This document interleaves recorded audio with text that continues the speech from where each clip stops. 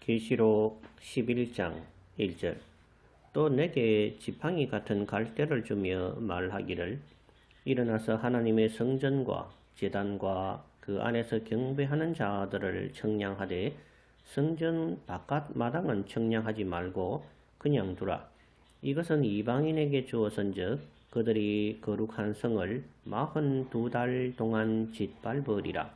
내가 나의 두 증인에게 권세를 주리니 그들이 굵은 베옷을 입고 1261을 예언하리라.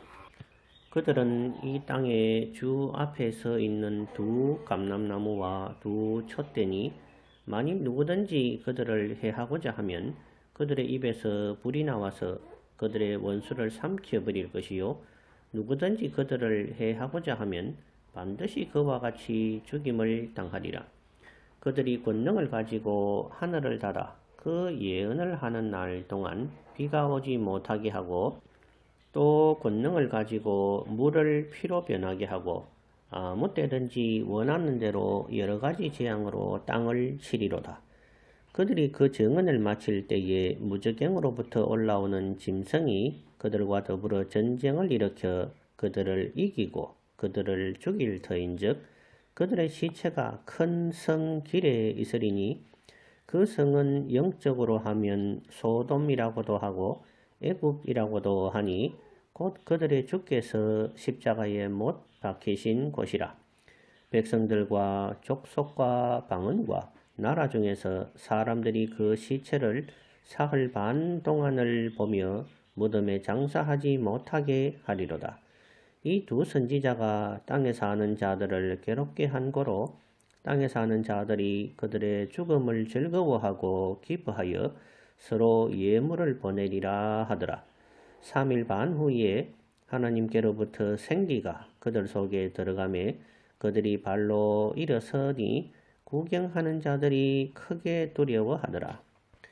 하늘로부터 큰 음성이 있어 이리로 올라오라 함을 그들이 듣고 구름을 타고 하늘로 올라가니 그들의 원수들도 구경하더라. 그때에 큰 지진이 나서 성 10분의 1이 무너지고 지진에 죽은 사람이 7천이라. 그 남은 자들이 두려워하여 영광을 하늘의 하나님께 돌리더라. 14절. 둘째 화는 지나가서나 보라 셋째 화가 속히 이르는도다. 15절.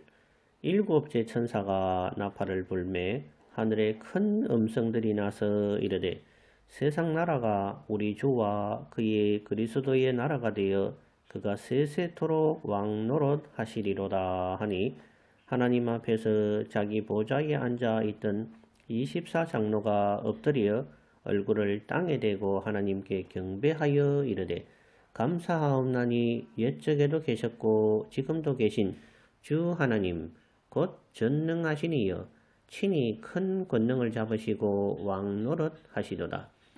이방들이 분노하며 주의 진노가 내려 죽은 자를 심판하시며 종 선지자들과 성도들과 또 작은 자든지 큰 자든지 주의 이름을 경외하는 자들에게 상 주시며 또 땅을 망하게 하는 자들을 멸망시키실 때로소이다 하더라.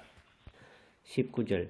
이에 하늘에 있는 하나님의 성전이 열리니 성전 안에 하나님의 언약궤가 보이며 또 번개와 음성들과 우레와 지진과 큰 우박이 있더라. 두 증인에 관한 예언이 11장에 나옵니다.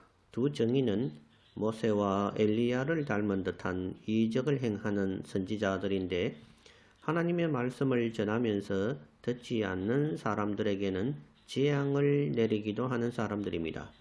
이 두 사람은 1260일, 즉 3년 6개월 정도 하나님의 뜻을 전하는데 결국에는 예루살렘에서 죽임을 당하게 되고 그 시체는 3일 반 동안 거리에 방치되게 됩니다. 이때의 사람들은 서로 선물을 주고받으면서 두 증인의 죽음을 기뻐합니다.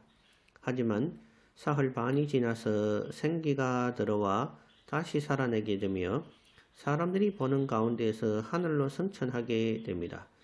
이러한 이적을 본 일부 사람들 중에 하나님께 돌아오는 사람들이 있게 됩니다. 즉, 이 두 정의는 예루살렘에 사는 말세의 마지막 사람들을 위해 하나님의 뜻을 선포하는 마지막 선지자인 것입니다.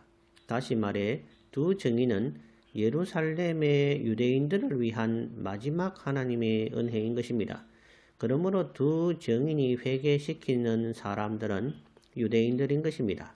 그러므로 두 정인과 이방인들과는 상관이 없습니다. 이방인들이 회개하는 마지막 사건은 6번째 인이 떨어질 때 별이 떨어지는 충격이 마지막입니다. 반면에 유대인들에게는 두 정인을 보내므로 마지막으로 회개의 기회를 주시는 하나님의 사랑의 손길인 것입니다. 19절에는 마지막 나팔에 불려질 때 하늘의 성전문이 열리고 하늘에 있는 언약궤가 보이는 장면이 나옵니다. 구약 성경에 등장하는 모세의 장막과 그 지성소 안에 있는 언약궤는 바로 19절에 나오는 하늘에 있는 하나님의 언약궤의 모형인 것입니다. 땅에 있는 성전도 바로 하늘 성전의 모형이며 실상은 하늘에 있는 성전인 것입니다. 모세가 건너간 홍해도 계시록에 불이 붙는 유리바다의 모형이며 홍해를 건넌 후에 부른 모세의 노래도 부활한 성도들이 불이 붙은 유리바다 건너편에서 부르는 찬양의 모형인 것입니다.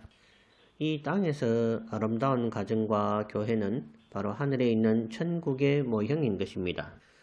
이 땅의 것은 썩어져 없어지는 것이며 유한한 것입니다.